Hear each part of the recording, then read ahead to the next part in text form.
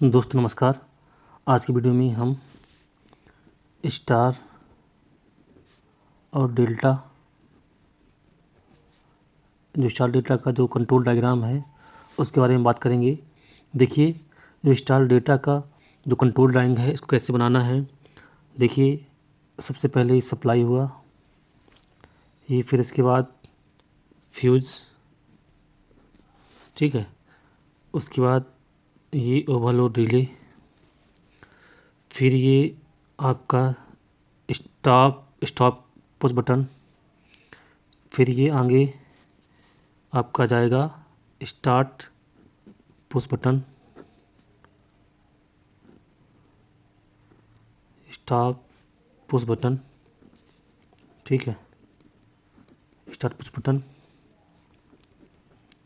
ये आपका stop push button, overload relay, ये आपका फ्यूज़, ठीक है।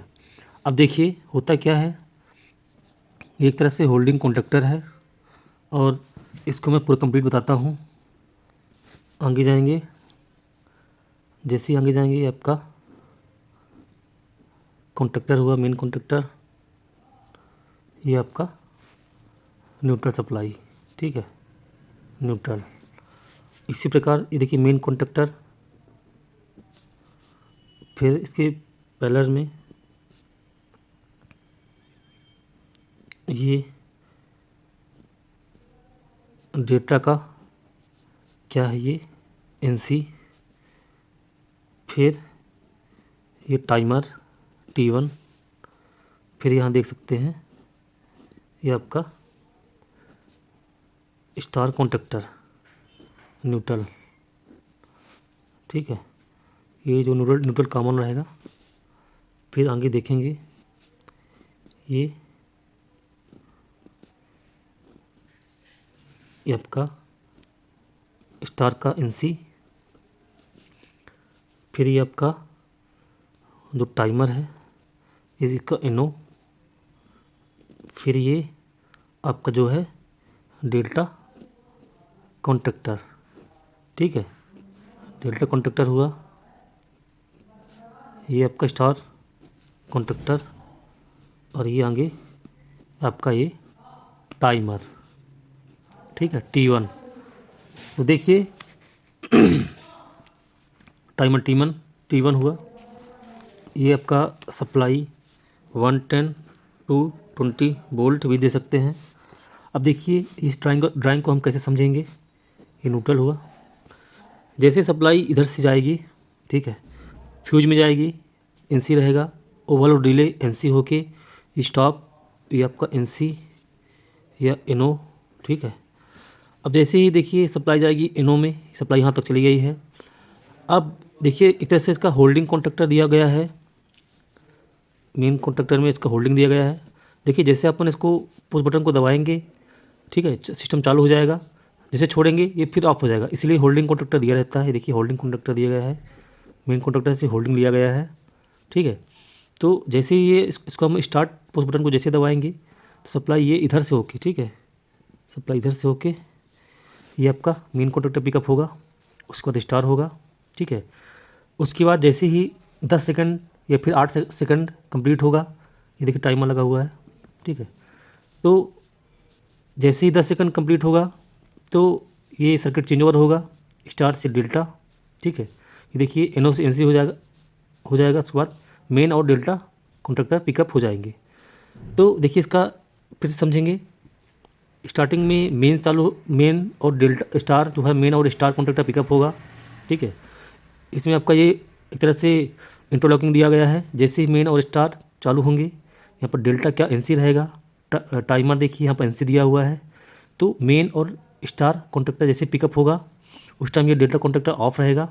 उसके बाद जैसे ही 10 सेकंड या फिर 8 सेकंड जो भी आपका रिक्वायरमेंट इक्विपमेंट के हिसाब से जो टाइमिंग सेटिंग किया गया है, तो जैसे ही ये 10 सेकंड कंप्लीट होगा तो ये सर्किट, ये टाइमर जो है ये एनो हो जाएगा, ठीक है, एनो हो जाएगा, और ये एनसी हो जाएगा, और मेन कॉन्टैक्टर और डेल्टा कॉन्टैक्टर पिकअप हो जाएगा और अपना सर्किट मेन और डेल्टा में चलेगा। देखिए होता क्या है कि जो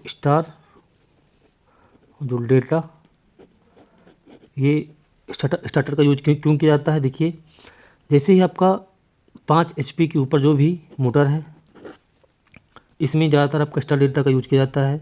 क्योंकि देखिए, यदि ज़्यादा हैवी मोटर है तो यदि उसको डायरेक्ट लोड देंगे तो उसका जो फीडर का वोल्टेज ड्रॉप होगा, करंट बहुत जल्दी ड्रॉप होगा, जिससे अदर सिस्टम में वोल्टेज ड्रॉप का प्रॉब्लम हो सकता है और सिस्टम में प्रॉब्लम हो सकता है। इसीलिए स्टार डेल्टा स्टार्टर का यूज किया जाता है।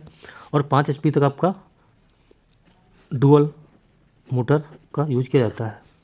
तो जैसे देखिए, मोटर अपना 80% फिर 70% RPM में आएगा मेन और स्टार में, ठीक है।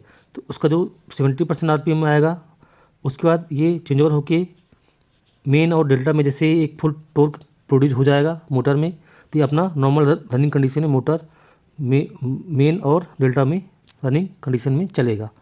तो उसमें क्या है कि वोल्टेज ड्रॉप कम से कम होंगे और सिस्टम का जो इक्विपमेंट का जो अदर फीडर्स हैं उसमें भी प्रॉब्लम नहीं होगा।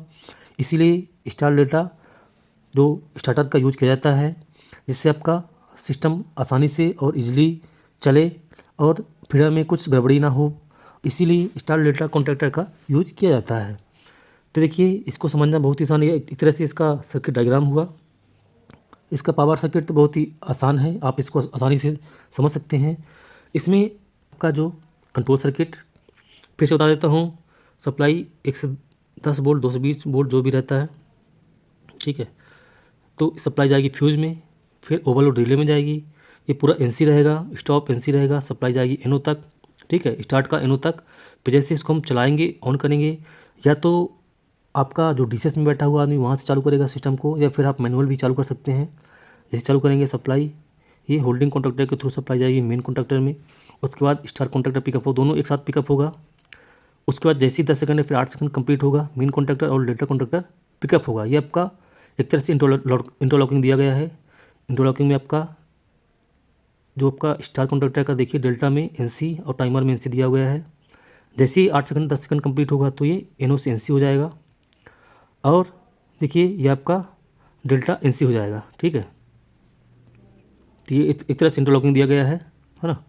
ये NC हुआ, तो ये इंटरलॉकिंग देना ज़रूरी रहता है सिस्टम को, ताकि ऐसा ना हो कि आपका ये भी चालू हो जाए साथ में ये भी चालू हो जाए, फिर प्रॉब्लम कुछ हो जाए। इसलिए इंटरलॉकिंग देना ज़रूरी रहता है सिस्टम में। तो आशा है आपको ये सब चीज़ें समझ में आई होंगी। और स्टार डेल्टा कॉन्टैक्टर का समझना बहुत ही आसान है, इतना मुश्किल नहीं है। तो इंटरव्यू के हिसाब से भी काफ़ी इंपॉर्टेंट है। आपसे इंटरव्यूअर ये इसका डायग्राम बनवा सकता है। तो आपको देखिए, बस इतना याद रखना, मेन कॉन्टैक्टर हुआ, ये आपका स्टार डेल्टा, ये स्टार डेल्टा कॉन्टैक्टर हुआ। अब स्टार में क्या है, डेल्टा NC रहेगा इंटरलॉकिंग में, डेल्टा में ये आपका स्टार NC रहेगा, ठीक है। तो ये सा इसको बनाया जाता है। और ये टाइमर देखिए, ये टाइमर T1, ठीक है, टाइमर दिया है T1, ये NO रहेगा। जैसे ही कंप्लीट होगा चेंज ओवर, ये NC हो जाएगा, ठीक है, और मेन और डेल्टा लाइन में आ जाएगा। बस इतना है, कुछ नहीं है। तो मेरे चैनल को लाइक करिए, सब्सक्राइब करिए। Thank you.